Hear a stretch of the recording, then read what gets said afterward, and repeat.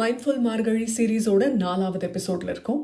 புள்ளிக்கோலம் அப்படிங்கிறது நம்ம பாரம்பரியத்தோடைய ஒரு மிக முக்கியமான அம்சம். கனெக்டிங் த டாட்ஸ் அப்படின்ற ஸ்டீவ் ஜாப்ஸோட ஃப்ரேஸை நம்ம மறந்துருக்க மாட்டோம். நம்ம வாழ்க்கையை முன்னோக்கி தான் வாழறோம், ஆனால் பின்னோக்கி தான் நம்மளால் அதை புரிஞ்சுக்க முடியும்.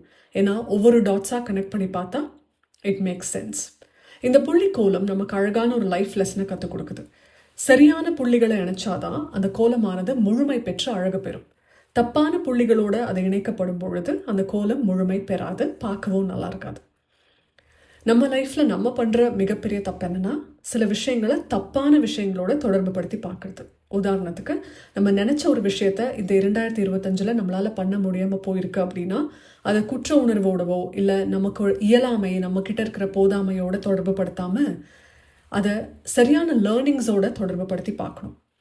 ஏன் நம்மளால் இதை பண்ண முடியல, எது நம்மளை இதை பண்ண விடாமல் தடுத்தது, என்ன காரணங்களால் நம்மளால் இதை பண்ண முடியாமல் போச்சுன்னு புரிஞ்சுக்கிறது மூலமாக, அதிலிருந்து கிடைக்கக்கூடிய படிப்பினைகள் மூலமாக நம்ம இந்த தோல்விகளை பார்க்கறது தான் ஒரு சரியான அப்ரோச்சாக இருக்கும். தோல்விகளை அவமானங்களோடு இணைச்சிக்கிட்டே இருந்தோம்னா அந்த கோலமானது நிச்சயமாக பார்க்க நல்லா இருக்காது. அந்த லூப்லேருந்து நம்மளால் வெளியில் வரவே முடியாது. நன்றி.